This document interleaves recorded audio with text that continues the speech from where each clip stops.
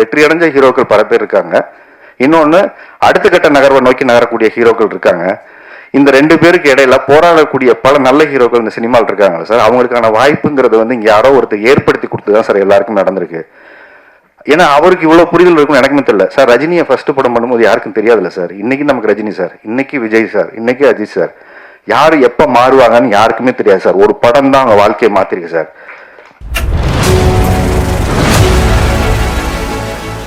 திறமையின் எல்லைக்குள் வெற்றி உயர்ந்து நிற்கும், செல்லும் திசை இறுக்கி மலைகளையே நகர்த்தும், மனிதத்தை கடத்தும்.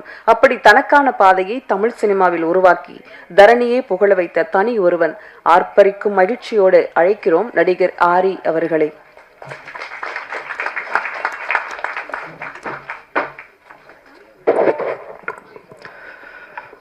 மாதா பிதா குரு தெய்வத்துக்கு வணக்கம். நான் பேசும் என் தாய்மொழி தமிழுக்கு என்னுடைய முதல் வணக்கம்.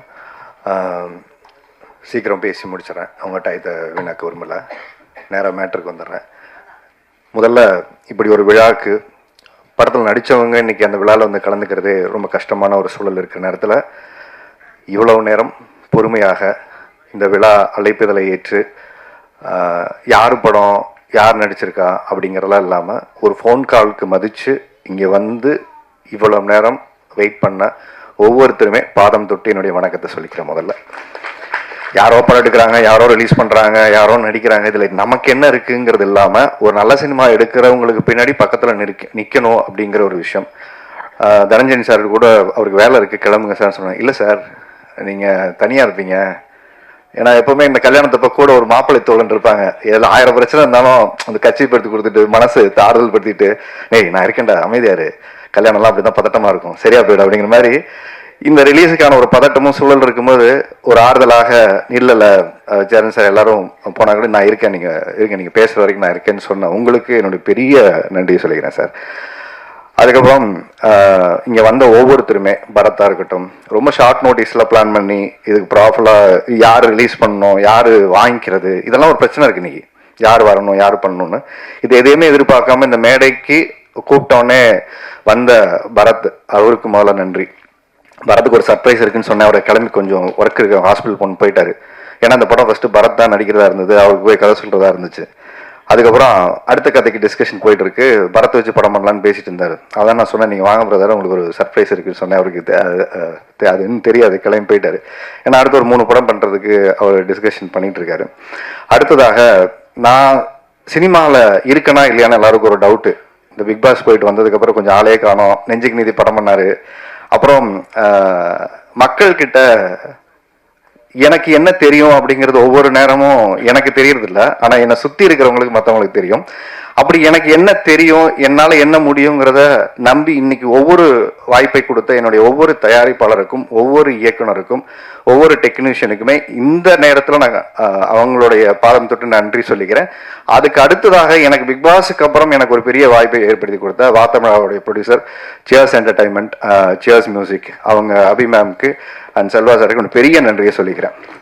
எனக்கு வெளியில் நான் ஷூட்டிங் போகிறேன், எல்லா ஊர்களுக்கு போகிறேன், எல்லா இடங்கள்லையும் அவங்க சொல்கிற ஃபஸ்ட்டு விஷயம் நெடுஞ்செல்வா சார், மாயா சார், அடுத்து வந்து பிக் பாஸ் சார், அடுத்து இப்போ போய் சேர்ந்துருக்கிறது வந்து சார் உங்கள் வாத்தமிழ் நல்லா இருக்கு சார், அந்த ஷோ பயங்கரமாக பேசுகிறீங்க சார், அது நல்லா பண்ணுறீங்க சார், நிறைய நல்ல நல்ல விஷயங்கள் நாங்கள் லைஃப்பில் என்ன பேசுகிறோமோ அதை அப்படி ரிஃப்ளெக்ட் பண்ணுங்க சார், அதை விடாமல் பண்ணுங்க சார்ன்னு சொல்லும்போது ஒரு எளிவனுடைய குரலாக அந்த ஒரு ஷோ இன்னைக்கு உயிர்ப்போடு இருக்குன்னா இப்படிப்பட்ட ஒரு ப்ரொடியூசர் பணத்தை பார்க்காம மக்களுக்கு கொண்டு போய் சேர்க்கக்கூடிய ஒரு ஷோவா இன்னைக்கு மாறி இருக்கு சக்சஸ்ஃபுல்லா.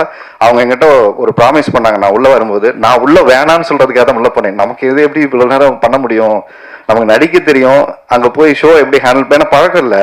இல்ல உன்னால முடியும், ஃபர்ஸ்ட் உன்னை யாரும் எனக்கு தெரியாது, அப்புறம் சொன்னாங்க நீ அப்படி இப்படிலாம் சொன்னாங்க, நீ இப்ப பயங்கரமா பேசுவேன் பிக் பாஸ்ல, அப்படி பேசுவேன் இப்படி பேசுவேன், எப்படி பேசுறியோ எனக்கு தெரியாது, கொஞ்சம் ஆரண்டி பண்ண, நீ எவ்வளவு அடிச்சாலும் தாங்குற ஆளா இருக்க, அதனால தைரியமா இந்த ஷோ பண்ண கரெக்டான ஆள் நீங்க தான். 2-3 பேர் ஷார்ட் லிஸ்ட் பண்ணோம், அதனால கரெக்டான ஆடு நீ தான், நீ வா அப்படின்னு சொல்லி உள்ள தூக்கி போட்டாங்க.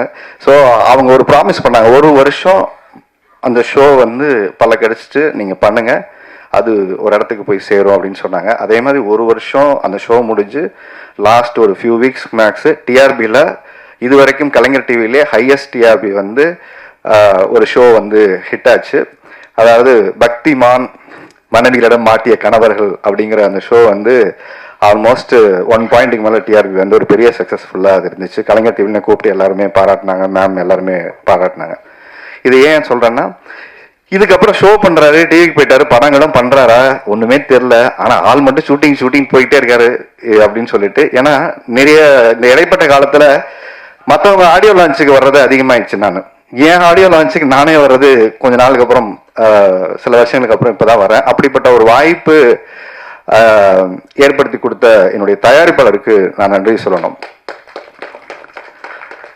தயாரிக்கிறது வந்து முக்கியமாக தயாரிப்பாளருக்கு ஏன் நான் நன்றி சொல்லணும் அப்படின்னா, இந்த படம் பண்ணதுக்கு சூரி எனக்கு ரொம்ப நண்பர், லக்ஷ்மண் எல்லாருமே எனக்கு ஃப்ரெண்ட், ஏற்கனவே படம் பண்ணியிருக்கோம். இது ரொம்ப கொஞ்சம் எனக்கு கோவம் இருக்குது, எனக்கு எமோஷன்ஸ் இருக்குது. இப்போ இதெல்லாம் நான் இங்கே எதுவுமே உங்கள்கிட்ட காட்ட விரும்பலை. ஏன்னா நிறைய அவமானங்களை தாண்டி தான் ஒவ்வொரு கலைஞர்களுமே இந்த சினிமாவுக்கு வராங்க. அவமானப்படாத யாருமே வந்து வர முடியாது. இது எனக்கும் இந்த அது ஒரு தடவை இல்லை, 2 தடவை இல்லை, பலாயிரம் தடவை அந்த விஷயம் நடந்துகிட்டே இருக்கு, திருப்பூர் நடந்துகிட்டே இருக்கு, இன்னைக்கு நடந்துகிட்டே தான் இருக்கு. இது எனக்கு மட்டும் இல்லை, சினிமாவை நேசிக்கிற ஒவ்வொருத்தருக்குமே நடந்துட்டு இருக்கு. இது எனக்கு மட்டும் புதுசாலாம் இல்லை. அது சுந்தர் சாருக்கு நடக்குது, எனக்கு நடக்குது, மற்ற கலைஞர்களுக்கு எல்லாருக்குமே நடக்குது. இந்த படம் ஏன் இப்ப சார் கூட சொன்னார் 27 நீங்க போட்டீங்களா சார் அப்படின்னு சொன்னாரு. ஏன்னா சார் படம் பார்த்துட்டாரு, தனஞ்சயன் சார் பார்த்துட்டு ரொம்ப நல்லா வந்திருக்கு. ஒரே ஒரு விஷயம் தான் சொன்னாரு, சின்சியரான ஒரு அட்டெம்ப்ட் இந்த படத்துல தெரியுது. அது ஒரு இயக்குனரா, ஒரு தயாரிப்பாளரா, நடிகரா, டெக்னீஷியனா எல்லாரும் ஒரு சின்சியர் படம் எடுக்கணுங்கிற ஒரு முயற்சி எடுத்திருக்கீங்கன்னு ஒன்று இருக்குல்ல, அது போதும் சார். ஏன்னா 150 ரூபா கொடுத்து படம் பார்க்குறவனுக்கு எப்படிப்பட்ட படத்தை கொடுக்கணுங்கிறதா எல்லாரும் கனவோட படம் எடுக்கிறோம், நான் உள்பட எல்லாருமே. ஆனால் அதை சாட்டிஸ்ஃபை பண்ணுற இடத்துல தான் ஃபெயில் ஆகிட்டே இருக்கும். எக்ஸாம் எழுதிக்கிட்டே இருக்கும், ஆனால் ஃபெயில் ஆகிட்டே இருக்கும். ஏன்னா நம்ம கொஸ்டின் பேப்பர் தெரிஞ்சுக்கிட்டு தான் ஆன்சர் எழுதணும், யாருக்கும் தெரியறதில்லை. ஏன்னா அவரை நோக்கி வைக்கப்பட்ட ஒரு கேள்வி. புது ப்ரொடியூசர் ஃபர்ஸ்ட் டைம் ஒரு படம் ஆரம்பிச்சாரு, அந்த படம் பாதியில நின்று போச்சு. அதுக்கப்புறமும் சினிமா அந்த குடும்பம் நம்பி அவரை சினிமாவுக்கு இங்கே அமுச்சு வச்சிருக்கு. என்கிட்ட சோரியா வந்து சொன்னாரு, சார் உங்களுக்கு ஒரு 20-25 நாள் டேட் இருக்கும், நீங்க வர்றீங்க, நல்லபடியா நடிச்சு கொடுக்குறீங்க, கிளம்பிடுறீங்க. இவ்வளவுதான் சூர்யா சொன்னார் என்கிட்ட. வேற எதுவுமே நீங்க வந்து கதையை கேளுங்க, பிடிச்சதுன்னா சொல்லுங்க, வரீங்க, நடிக்கிறீங்க, கிளம்புறீங்க, இவ்வளவுதான் நான் சொன்னாரு. சூர்யாக்காக சொன்னேன். சூர்யா யார் பண்றாருன்னா லக்ஷ்மண் எல்லாமே டீமா பண்றாரு, புது ப்ரொடியூசர் நம்ம நம்பி வந்திருக்காரு பிரதர் அப்படின்னாரு. அதே மாதிரி நாங்க போனோம், நடிச்சோம், வந்தோம், போனோம், நடிச்சோம், வந்தோம். இப்படியே 25 நாள் முடிஞ்சிச்சு. படம் முடிஞ்சது. எடுத்து அந்த படத்தை வந்து பார்த்தாரு, நாங்களும் பார்த்தோம். சின்ன சின்ன விஷயங்கள் பண்ணா நல்லா இருக்குன்னு ஒரு சஜஷன் சொன்னோம். அப்ப அவருக்கு சினிமா தெரியாது. அப்ப அவர் என்ன சொன்னாரு, இல்ல சார் நல்லா தான் இருக்கு, நம்ம பண்ணிடலாம்னாரு. அவருக்கு எல்லாருக்கும் ஒரு குழப்பம் இருந்துச்சு, எப்படி அவரை கன்வின்ஸ் பண்றது எங்களுக்கு தெரியல. ஆல்ரெடி காசு செலவு பண்ணிட்டாரு, கொண்டு வந்த காசுலாம் கரைஞ்சு போச்சு. ஏன்னா படமா சொல்லி திருப்பி எடுக்கணுமே, இவங்க எல்லாம் சரியான ஆட்களா இல்ல நம்ம காசை கரைக்கிறதுக்காக ஒரு ஐடியா பண்றாங்களா அப்படின்னு அவருக்கு ஒரு டவுட் இருந்துச்சு. அவருக்கு நான் எப்படி சொல்லி புரிய வைக்கிறேன்னு தெரியல. நேரம் வீட்டுக்கு போனாரு, வீட்டுக்கு போய் படம் காமிச்சாரு. உண்மையாவே இன்னைக்கு நீங்க பார்த்த பாட்டு, நீங்க பார்த்த விஷுவல்ஸ் எல்லாமே ஏற்கனவே எடுத்திருந்தது தான். அதுல கொஞ்சம் நேர்த்தியா இன்னைக்கு எக்ஸ்டர்னரியா அந்த படம் பார்த்துட்டு நல்லா இருக்கு அப்படிங்கிற ஒரு இடத்துக்கு இந்த படம் நகர்ந்துருக்குன்னா, இந்த படத்துக்கு முதல் பார்வையாளராக இருந்தது அவங்களுடைய 2 பொண்ணுங்க, அவங்க மனைவி. நீங்க அவங்களுக்கு தான் நன்றி சொல்லணும். இந்த படம் சிறந்த படமாக இன்னைக்கு வந்திருக்கிறதுக்கு மிக முக்கியமான காரணம், படம் எடுத்துட்டீங்க, இவ்வளவு காசை போட்டு ஒரு நல்ல படமா எடுக்க வேண்டியதானே, அது எல்லாமே பாத்துக்கலாம் போங்க அப்படின்னு அந்த பிள்ளைங்க சொன்ன அந்த தைரியம், தன்னம்பிக்கை தான் வந்துட்டு அப்படி இப்படி சுறுசுறுப்பா வந்தாரு. சார் அது என்னமோ சொன்னீங்களே சார், வாங்க சார் அதெல்லாம் கொஞ்சம் என்னமோ பேசிடலாம், டிஸ்கஸ் பண்ணிடலாம். இல்லைன்னா அவர் அடுத்த வாரமே ரிலீஸ் பண்ணிடலான்ட்டாரு. நான் அடுத்த படத்துக்கு போறேன் சார், இதுல விட்டதெல்லாம் நான் அதுல பிடிச்சிக்கிறேன்னாரு. சார் விட்டதை பிடிக்கிறேன் சினிமாவில் அதை பின்னாடி துரத்திக்கிட்டே இருக்கிறவங்க தான் இங்க அதிகம். அதனால ஒரு படம் எடுக்கும் போதே சரியா எடுத்து அந்த பேனர் எல்லாத்தையும் முடிவு பண்ணிட்டோம்னா சரியா போயிடும் சொன்னா, அன்னைக்கு அவங்க வீட்டுல சொன்ன விஷயத்த எல்லாருமே உட்கார்ந்து கவனிச்சு ஒரு டீமா பண்ணி, நாங்க போடாத சண்டை இல்லை. உண்மையாவே சொல்றேன், சண்டைன்னா ஒரு நல்ல ஹெல்த்தியான டிஸ்கஷன். அவர் ரொம்ப இன்னசென்ட். இவர் எவ்வளவு இன்னசென்ட்னு கேட்டீங்கன்னா, உள்ளுக்குள்ள ரத்த கொதிப்ப பாட்டு கேட்டிருப்பீங்கல்ல, அப்படி இருப்பார் உள்ளுக்குள்ள. இவர் என்ன சார் நடக்குது, இல்ல சார் பாவம் அவர் ஏதோ கொஞ்சம் பேசிட்டு இருக்காரு, யார்கிட்டயோ போன்ல பேசிட்டு கொஞ்சம் ரிலாக்ஸ்டா இருக்காரு. அவர் ரத்த கொதிப்பா இவர் இவ்வளவுதான் டீல் பண்ணாரு. ஏன்னா அவங்க 2 பேருக்கு லவ் பண்ற மாதிரி தான். அவரு அங்க டென்ஷன் ஆவாரு, பேசுவார். இவர்கிட்ட எந்த விதமான கூலா இருப்பாரு, தண்ணி மாதிரி. அது எது ஊத்தினாலும் அணைஞ்சிரும். அதனால சுந்தர் சார் வேலை செய்ய ரொம்ப ஈஸி, ரொம்ப ரொம்ப ஸ்வீட். ஆக்சுவலா அவர் கோவப்பட்டு நீங்க பார்க்கவே முடியாது. அதிகபட்ச கோவம் தான், விடுங்க சார், இதுதான் அதிகபட்ச கோவம். அதை மீறி அவர் எதுக்குமே ரியாக்ட் பண்ண மாட்டாரு. அப்படிப்பட்ட ஒரு மனிதர் ஒரு படம் பண்ணி இன்னைக்கு இவ்வளவு பேருக்கு ஒரு வாய்ப்பை ஏற்படுத்தி கொடுத்த இன்னும் விஷயத்தை தாண்டி இன்னொரு விஷயம் சொல்றேன் சார். ஒவ்வொரு நாளும் கிளீன் செட்டில்மெண்ட் ஆன் டேட் அன்னைக்கே எனக்கு உள்பட எல்லாருக்கும் சம்பள பாக்கி இல்லாம கொடுத்த ஃபர்ஸ்ட் திருப்பூர்ல இருந்து வந்த ஒரு போலீஸர். அவருக்கு கடன் வாங்குறாரு எது சார், என் ஆபீஸ்ல யாரும் வந்து நிக்க கூடாது சார், நான் கடங்காரன்னு சொல்லக்கூடாது சார், என்னை யாரும் வந்து தப்பா பேசக்கூடாது சார். ஆன் டேட்டுக்கு செட்டில் பண்ணாரு. ஏன்னா சூர்யா சொல்லும் போது ஒரு விஷயம் சொன்னாரு, ஒரு புது ப்ரொடியூசர் படம் பண்ணும்போது நம்ம எப்போ டெக்னீஷியன் சப்போர்ட் பண்ணுவாங்க சார், அன்னைக்கு அவங்களுக்கு பேமெண்ட் கொடுத்துடலாம் சார், 10 நாள் வச்சுக்கிட்டு பண்ணோம்னா அவங்களும் கொடுப்பாங்களோ இல்லையோ நம்பிக்கை இருக்கும். ஏன்னா பெரிய பேனர் மேல நம்பிக்கை இருக்கும். 10 நாள் கழிச்சு பேமெண்ட் போடுவாங்க, 20 நாள் கழிச்சு பேமெண்ட் போடுவாங்க. ஆனா மனோ கிரியேஷன்ஸ் நம்பி இன்னைக்கு எல்லா டெக்னீஷியனுக்கும் வந்து வேலை செய்வோம் சார். நான் உள்பட சம்பளம் கொடுக்கலன்னா கூட வந்து வேலை செய்வோம். ஏன்னா அடுத்தவங்க காசு நம்ம காசு மாதிரி நினைச்சு வேலை செய்யக்கூடிய ஒரு ப்ரொடியூசர். அவங்க காசு நமக்கு எதுக்கு சார், கொடுத்துருவோம் சார், அப்புறமா பேசுவோம் சார் அப்படின்னு. ஆனா சில நேரங்களில் கராரா பேசுவார். கண்டிஷன் அப்படிதான், வீட்டுல பொண்டாட்டி எப்படியோ அப்படிதான் அவரு எங்க கிட்ட பொண்டாட்டி மாதிரி நடந்துப்பாரு. சில நேரம் கொஞ்சம் கோவமா பேசுவார், அப்புறம் லவ் பண்ணுவாரு, அப்படி சாப்பாடை போட்டு அள்ளி திணிச்சிருவாரு, நம்மளால ஒண்ணும் முடியாது. அதனால ஒரு அன்பான ராட்சசன்னு சொல்லலாம், ராட்சசின்னு சொல்ல முடியாது, ஒரு ஆண். அதனால ஒரு அன்பான ராஜேஷன் அவரு. சினிமாக்கு இப்படிப்பட்ட ப்ரொடியூசர் கிடைச்சதுல ரொம்ப சந்தோஷம். ரொம்ப அடமெண்டா நானு, டைரக்டர் லக்ஷ்மண், நாங்க நிறைய டார்ச்சர் பண்ணியிருக்கோம் அவரை. ஒரே விஷயம் தான் சொன்னேன், இன்ன வரைக்கும் நான் சொல்லிட்டு இருக்க ஒரே விஷயம், ஏன் அவரோட நான் நிக்கிறேன் இந்த ஆடியோ லான்ச் இல்ல ரிலீஸ்க்கு அப்புறம் எப்பனாலும் அவரோட நண்பரை நான் சம்பாதிச்சிருக்க விஷயம் என்னன்னா, சினிமாவுக்கு ஒரு நல்ல ப்ரொடியூசர் வந்தாரு, அவரை சரியா வழி நடத்தணும், சரியா அந்த ஒரு நல்ல படம் பண்ணுச்சுங்கிற சந்தோஷத்தோட ஒரு மனுஷன் வெளில போகணும். தப்பா ஒரு படம் பண்ணோம், தப்பா கைட் பண்ணோம், காசை வந்து தப்பா மிஸ்யூஸ் பண்ணோம்னு இல்லாம இந்த குழுவை பொறுத்த வரைக்கும் எல்லாமே ஒரு சரியான முயற்சியா எடுத்து தரன் வந்து எல்லாமே வந்து கூடுதல் செலவு இருந்தாலும் இந்த படத்துக்கு பரவாயில்ல சார். இதுக்கு அதனாலதான் இப்ப சார் சொன்ன ஸ்கேலுக்கு இந்த படம் மாறினதுக்கான காரணம் என்னன்னா, அடுத்து 25 நாள் நம்ம ஷூட் பண்ணிடுறோம். ஸோ இந்த படம் ஒரு 45 நாள் 48 நாள் ஒரு பெரிய படத்துக்கான செலவை இன்னைக்கு இந்த படம் பண்ணி இந்த நம்பிக்கையோட வந்திருக்கு. அடுத்து அவர்கிட்ட வச்ச ஒரு கேள்வி, ஆரிய நம்பி எதுக்கு இவ்வளவு காசு போட்டு படம் எடுக்கிறீங்க? அவர் வந்து பிக் பாஸ் போயிருக்காரு, அவர் ஆல்ரெடி படம் பண்ணி அவர் பல வருஷம் ஆச்சு. அவர் தேட்டருக்கு வந்து அவருக்கு என்ன பிசினஸ் இருக்கு, என்ன பெரிய குறை, நான் மண்டை குழம்பு போய் தர்றாங்க, எனக்கு எவ்வளவு பிசினஸ் இருக்குன்னு யாருக்குமே தெரியல, எனக்குமே தெரியல. அதாவது ஓடலைன்னு சொல்லி ஒரு நம்பரை சொல்லலாம், ஓடி இருந்தா ஓடி இருக்குன்னு சொல்லி ஒரு நம்பரை சொல்லலாம்.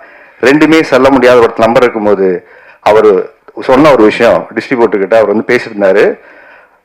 அவர் சொன்ன விஷயம், சார் இந்த பக்கம் மைனஸ்லயும் இல்லை, இந்த பக்கம் பிளஸ்லயும் இல்லை, நான் சேஃபா இருங்க சார். ஏன்னா ஜீரோக்கு பக்கத்துல எத்தனை நம்பர் வேணா போடலாம் சார், ஆனா மைனஸ்ல போயிட்டா தான் திருப்பி எடுத்துட்டு வர்றது கஷ்டம் சார்.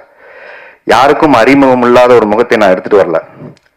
ஆனா இந்த படம் மூலியமாக நான் எப்படி நீங்க நெடுஞ்சாலை ஒரு படம் பெரிய வீட்டுக்கு கொண்டு போய் சேர்த்துச்சு, எப்படி மாயா உங்களுக்கு ஒரு அங்கீகாரத்தை ஏற்படுத்தி கொடுத்துச்சு, அப்புறம் நாகேஸ்வரிங்க ஒவ்வொரு படங்களும் ஒவ்வொரு அங்கீகாரத்தை ஏற்படுத்தி கொடுக்குதோ, இன்றைக்கு வெற்றி அடைஞ்ச ஹீரோக்கள் நிறைய பேர் இருக்காங்க, பிசினஸ் உள்ள ஹீரோக்கள். அவர் சொன்ன விஷயம், அவர்கிட்ட சொன்ன விஷயம், வெற்றி அடைஞ்ச ஹீரோக்கள் பல பேர் இருக்காங்க.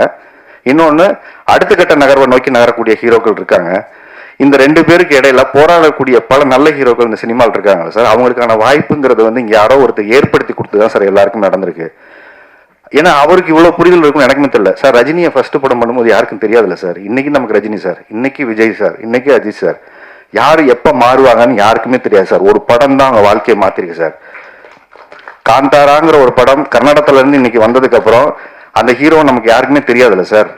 ஃபர்ஸ்ட் படம் பண்ணும்போது தெரியாது. எந்த நம்பிக்கையில் அவங்களுக்கு 30 கோடி போட்டு காசு எடுத்தாங்க, அந்த நம்பிக்கை ஏன் சார் நமக்கு இருக்க மாட்டேங்குது அப்படிங்கிற அந்த கேள்வியை அதே லவ் டுடே படமா இருக்கட்டும் இவர் சொன்ன உதாரணம் சொன்னது.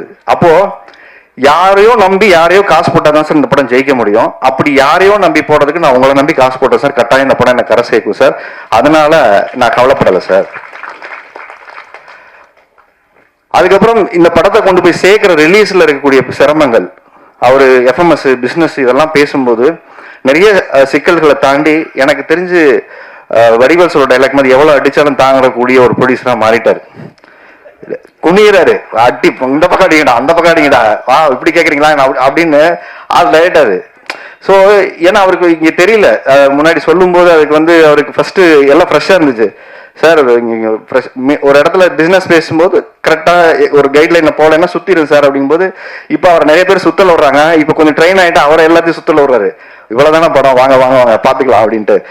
அதனால 27 ஃபிக்ஸ் பண்ணிட்டு கூட அதான் சொன்னாரு, இல்ல சார் ஃபிக்ஸ் பண்ணிட்டு அடுத்து 2 மாசம் வந்து நமக்கு லீவு இல்ல சார், எக்ஸாம் வருது, நிறைய பணம் போட்டிருக்கு சார், பண்ணிட்டோம், ஜனநாயகம் தள்ளி போயிடுச்சு சார், இந்த கேப்பை ஃபில் பண்றோமோ இல்லையா சார், நாம தேட்டரை ஃபில் பண்ணுவோம் சார்னு சொன்னார். கேப்பை ஃபில் பண்றதுக்கு நிறைய படம் வரலாம் சார், தேட்டரை ஃபில் பண்ணக்கூடிய ஒரு நல்ல படம் கொடுத்துருவோம் சார் அப்படிங்கிற ஒரு நல்ல முயற்சியோட இந்த படம் எடுக்கப்பட்டிருக்கு. எனக்கு ஆதங்கம், கோபம் இதெல்லாம் சொன்னதுக்கு பின்னாடி என்ன விஷயம்னா, எங்கோ ஒருத்தர் யாரோ ஒருத்தருக்கு வாய்ப்பு கொடுத்தா மட்டும்தான் எல்லாருமே அடுத்த கட்டத்துக்கு நகருவாங்க. இல்லைன்னா அந்த வாய்ப்பு கொடுக்கக்கூடிய ஒவ்வொரு தயாரிப்பாளருக்கும் நம்ம நன்றி உள்ள இதா இருக்கணும். எனக்கு வாய்ப்பு கொடுத்த என்னோட தயாரிப்பாளருக்கு நான் நன்றி உள்ள ஆளா இருக்கணும்னு நினைக்கிறேன். ஏன்னா நான் உதவி இந்த படம் பண்ணோம், ஜெயிக்கணும், அவ்வளவுதான். ஏன்னா நம்ம 5 கோடி ரூபா போட்டு நீங்க படத்தை பண்றவருக்கு நான் கொடுத்த இந்த சின்ன காசு ஒன்றும் பெரிய காசு கிடையாது. ஆனா நான் காசு கொடுக்குறேன்னு, இது ஏன் படத்துக்கு காசு கொடுக்கல, இது நம்ம படம், நாங்க சார் ஒரு பிரச்சனை வரும்போது ஒரு இடத்துக்கு நான் இந்த படத்தை நம்பலைன்னா அப்ப யாரும் நம்புவா? எனக்கு ஒரே கேள்விதான் இருந்தது.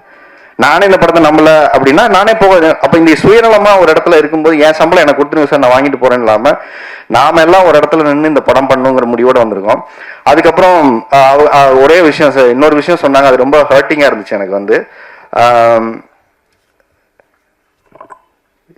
ஏன்னா எனக்கு இது சினிமாவுக்கு வரும்போது சொன்னாங்க, இந்த மூஞ்சியெல்லாம் யார் பாப்பா அப்படின்னு சொல்லி ஒரு விஷயம் சொன்னாங்க. அதுக்கப்புறம் இந்த மூஞ்சியை நம்ம ஒரு இடத்துக்கு போராடி வர வேண்டியது, இது எல்லாருக்கும் நடக்க வச்சு. ஆனா இப்ப சொன்ன விஷயம் சார், அவர் பிக் பாஸ்க்கு வந்தாரு, 14 கோடி ஓட்டு போட்டாங்க, அவருக்கு எந்த மக்கள் வந்து தியேட்டருக்கு ஓப்பனிங் வரும், எப்படி பார்ப்பாங்க அப்படிங்கிற ஒரு கேள்வி எல்லாரும் கேட்குறாங்க சார் அப்படின்னு ஒரு விஷயம் சொன்னாங்க. நான் அவங்களுக்கெல்லாம் ஒரே பதில் தான் இப்போ நான் சொல்ல வேண்டிய விஷயமா நான் பதில் சொல்றேன். நான் பிக் பாஸ்க்குள்ள போகும்போது எனக்கு இத்தனை பேர் ஓட்டு போடுவாங்க, எனக்கு இவ்வளோ பேர் சப்போர்ட் பண்ணுவாங்க, எனக்கு இவ்வளோ பெரிய ஆதரவு இருக்கும், எதுவுமே எனக்கு தெரியாது. எதுவுமே எனக்கு தெரியாது. நான் சினிமாவுக்கு வந்த காலத்துல இருந்து என் பாக்கெட்ல எவ்வளோ இருக்கோ, 10 ரூபாய் இருக்குன்னா என் குடும்பத்துக்கான தேவைக்கு போக 1 ரூபாயோ 4 நாளோ செலவு பண்ண அந்த மக்களுக்கும் இந்த சமுதாயத்துக்கும் செலவு பண்ணுங்கிற என்னோட எண்ணங்கள் அன்னையிலேருந்து இன்னைக்கு வரைக்கும் மாறல. கோடிக்கணக்கில் சம்பாதிச்சதுக்கு அப்புறம் இந்த சமூகத்துக்கு செய்வோம்னு நினைக்கல. அன்னைக்கு காசு இல்லாத போதும் போராட்டத்தில் போய் உட்கார்ந்தோம், சமூகத்துக்கு வேலை செஞ்சோம். அப்போ இன்னைக்கு நம்ம உள்ள போகும்போது எனக்கு அன்னைக்கு நான் என்னுடைய வேலையை நான் செய்யறேன், அது சரியா இருந்தா எனக்கு சப்போர்ட் பண்ணுங்க, இல்லையா எதை சரி பண்ணிக்கலாம்னு சொல்லுங்க, திருத்திக்கணும், அவ்வளவுதான் எல்லாருக்கும் வாய்ப்பு. அதனால எல்லாருமே பிறக்கும் போது இங்க யாரும் ஸ்டாரா வந்தெல்லாம் பிறக்கிறது இல்லை. இங்க stars R mat, not born. இதை முதல்ல நம்ம எல்லாரும் புரிஞ்சுக்கணும். நாளைக்கு நீங்களும் ஸ்டார் தான், அவரும் ஸ்டார் தான், அவரும் ஸ்டார் தான். நாளைக்கு இந்த நான் அடுத்த படம் பண்றேன், எனக்கு மாரி சார் உட்காந்துருக்காரு, என்னோட கேமராமேன் உட்காந்துருக்காரு, மியூசிக் டைரக்டர் ஹமரா உட்காந்துருக்காரு, பாண்டியன் உட்காந்துருக்காங்க. தேர் நெக்ஸ்ட் ஸ்டார்ஸ், அடுத்த ஜெனரேஷனுக்கான ஸ்டார்ஸ் தான் அவங்க எல்லாருமே.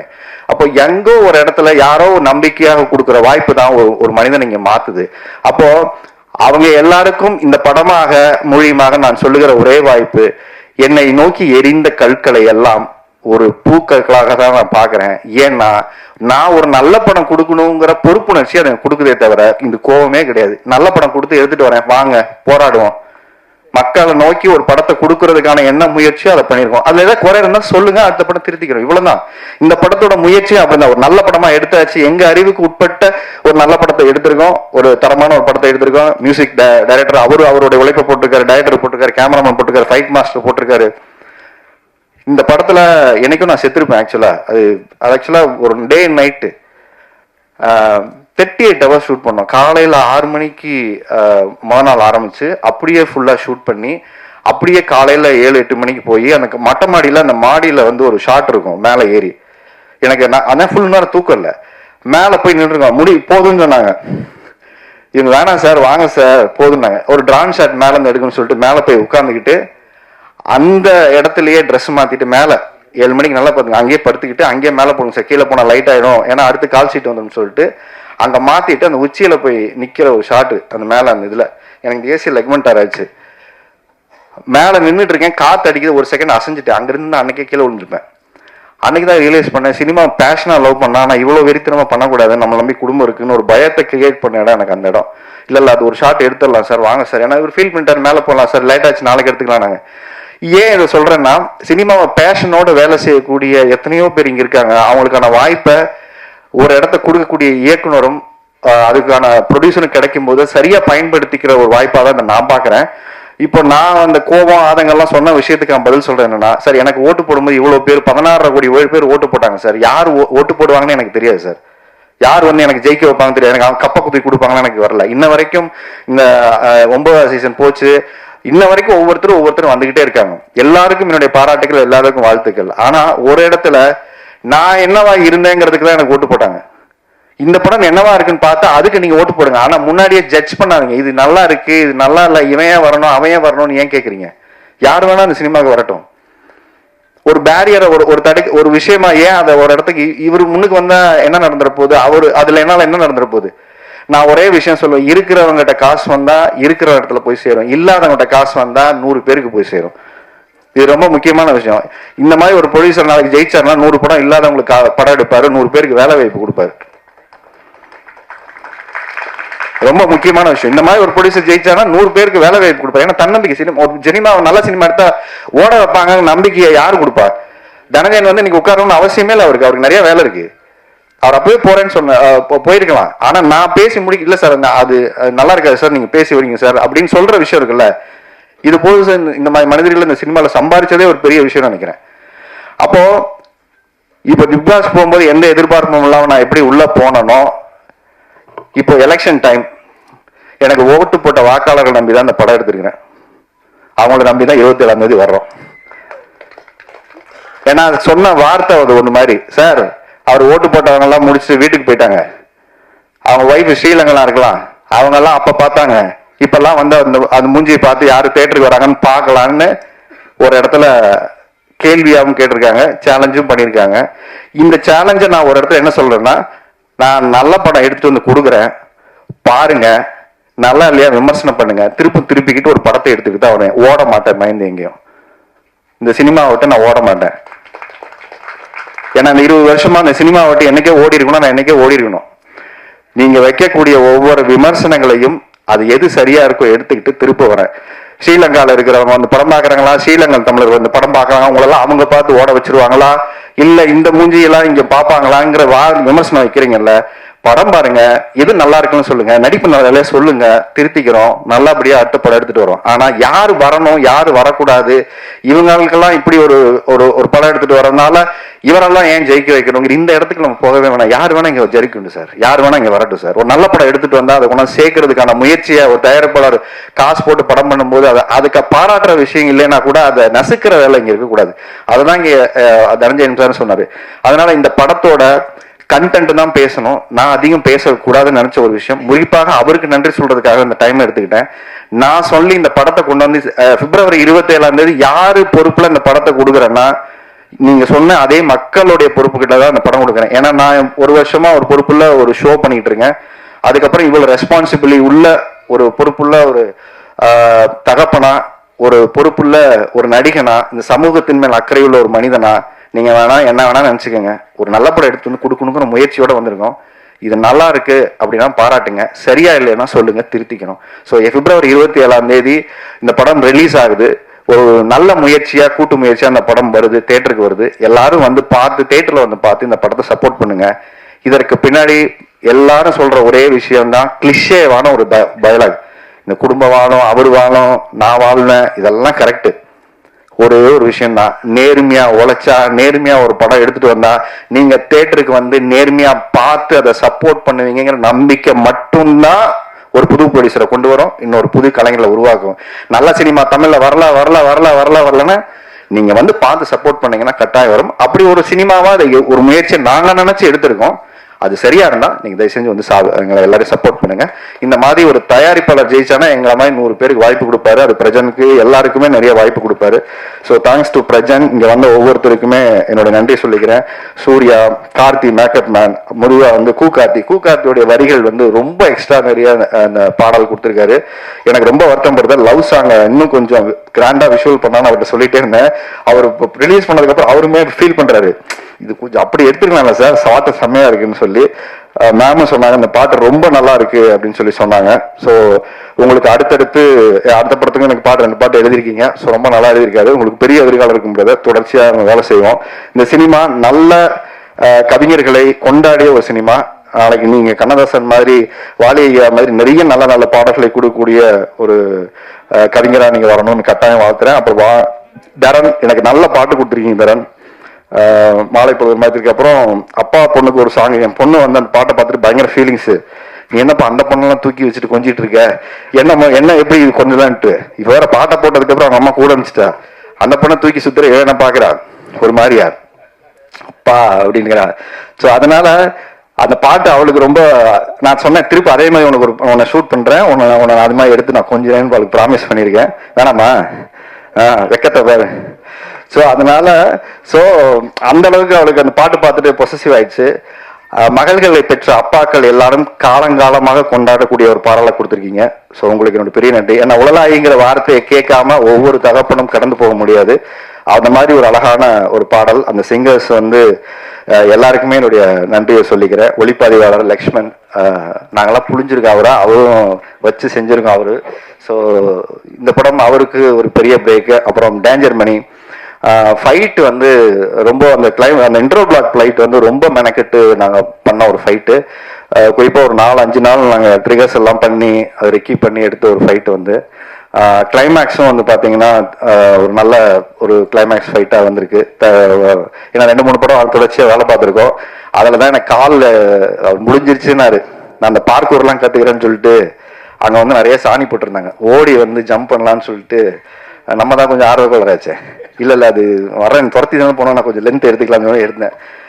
அதை அங்கே கல் இருந்தது, நம்ம அதை பார்க்கல. ஷூவில் ஏறி அடித்தோன்னே அப்படியே ட்விஸ்ட் அடிச்சிச்சு. அதோட ஒரு 6 மாதம் பிரச்சனை. அங்கே போனோடனே வாத்தமலை ஷோக்கு தான் அவங்களுக்கு பிரச்சனை. ஏண்டா ஷோ போயிட்டு ஒரு காலை பார்த்துட்டு வர மாட்டியா? ஏன்னா அங்கே உட்காந்துட்டு ஷோ உட்காந்து நிறைய அந்த இடையில பார்த்தீங்கன்னா உட்காந்து ஷோ பண்ணோம். ஸோ அந்த அளவுக்கு ரொம்ப டேக் கேர் பண்ணிக்கிட்டாரு. ஸோ அந்த ஃபைட்டெல்லாம் ரொம்ப அழகாக எடுத்து கொடுத்துருக்காரு. எல்லாமே நல்லா வந்திருக்கு. அதுக்கப்புறம் கார்த்தி இந்த படத்தில் இதுக்கப்புறம் நிறைய படம் உங்களுக்கு கூப்பிடுவாங்க. கார்த்தி ரெடியாக இருந்துக்கேன், உங்கள் டேட்ஸ் ஃப்ரீயாக வச்சுக்கோங்க. நடிப்பை நான் நிறைய கற்றுக்குங்க. ஏன்னா நிறைய பேருக்கு உதவி செய்கிற மனிதர்கள் வளர்ந்தாதான் நிறைய பேருக்கு நம்ம சம்பாதிச்சா நிறைய பேர் செய்ய முடியும். அதனால அது ரொம்ப முக்கியமான விஷயம். நான் சீரியஸாக சொல்கிறேன், உங்கள் முகத்துக்கும் உங்கள் நடிப்புக்கும் ஒரு ஃபீல் இருக்கு. ஒவ்வொருத்தருக்கிட்ட ஒன்று இருக்கும்ல, உங்ககிட்ட ஒரு நல்ல விஷயம் ஒன்று இருக்கு ஸ்க்ரீன் ப்ரெசன்ஸில். அதனால அது நல்லபடியாக இந்த போராடி உங்ககிட்ட வாங்கிட்டாரு எல்லாத்தையும்.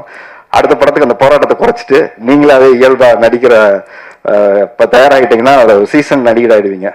ஸோ எல்லாருக்குமே என்னோட நன்றி. அதுக்கப்புறம் நம்ம யூடியூபர் பாய்ஸ், இந்த படத்தில் யூடியூபர் பாய்ஸ் கேங் இருக்கு. ஸோ எல்லாருமே இன்ஃப்ளூயன்சஸ். அவன் விஜய் ஆகிட்டான், ஒருத்தர் பிளாகர் ஆகிட்டாங்க, எல்லாரும் ஆல்ரெடி பண்ணிட்டு இருக்காங்க. ஸோ அவங்களோட டீம் யுனைட்டி எனக்கு ரொம்ப இன்ஸ்பைரிங்காக இருந்தது. வாங்கடா எல்லாரும் ஒரு ஃபோட்டோ எடுத்துக்கலான்னு சொன்னேன். ஒரு ஆள் வரல, 2 ஆள் வரல. நாங்கள் வரமாட்டோம் சார்ட்டாங்க. அது எல்லாம் வந்ததுக்கு இங்கே இல்லை சார், எங்கள் டீம் வந்தால் தான் நாங்கள் ஃபோட்டோக்கே வருவோம்னு சொல்லிட்டு அந்த டீம் மெயின் கேட் அவங்க வந்ததுக்கப்புறம் தான் எல்லாருமே சேர்ந்து ஃபோட்டோ எடுத்துக்கிட்டாங்க. ஸோ அவங்களுடைய உழைப்பும் ஒரு முக்கியமாக பாராட்டப்பட வேண்டியது. முக்கியமாக அந்த குழந்தை சொல்ல வாடவே இது தயவு செஞ்சு ஒரு பெரிய கைதட்டு கொடுத்துருங்க. ஏன்னா நாங்கள் தூக்கம் முழிக்கிறது பெரிய விஷயம் இல்லை. இந்த குழந்தை அத்தனை நாள் தூக்கம் முழிச்சு எந்திரிச்சவொடனே டம்முன்னு அடிச்சு ஃபீல் பண்ணுடா, கொஞ்சம் அழுடா, கொஞ்சம் சோகமாயிடுறா. ஏன்னா அது பேச முடியாத குழந்தை வரையா, அதுக்கு ரியாக்ஷன் பண்ண அது சீசன்ட் ஆயிடுச்சு. நாங்கள் எதாவது கூப்பிட்டு பண்ணோன்னா அந்த அளவுக்கு ஆயிடுச்சு. அது சீசன்ட், அது ரியாக்ஷன்லேயே ஆயிடுச்சு.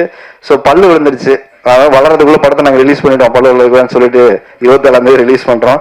ரொம்ப நன்றி, நல்லா பண்ணியிருக்க. அவங்க பேரண்ட்ஸுக்கும் என்னோட பெரிய நன்றி. எந்த வித இடைஞ்சல் கொடுக்காம, எந்த வித டார்ச்சரும், வழக்கமான ஹீரோயின் நம்மாக்கள் டார்ச்சர் மாதிரிலாம் எதுவும் இல்லாமல் நல்லபடியாக கூட இருந்து நல்லபடியாக முடிங்க சார்ன்னு சொல்லிட்டு அவங்க ரொம்ப அழகாக பண்ணாங்க. தேங்க்ஸ் சொல்லும். ஓகே. ஸோ எல்லாரும் இருந்து இந்த படத்துக்கு இவ்வளோ நேரம் பொறுமையாக இருந்ததுக்கு நன்றி.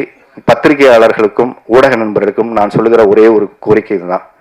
நீங்கள் ரொம்ப வருஷமாக என்னை பார்த்துட்டு இருக்கீங்க, ரொம்ப வருஷமாக எனக்கு சப்போர்ட் பண்ணியிருக்கீங்க, ரொம்ப வருஷமாக நல்லது கெட்டது எல்லாத்தையும் சொல்லியிருக்கீங்க.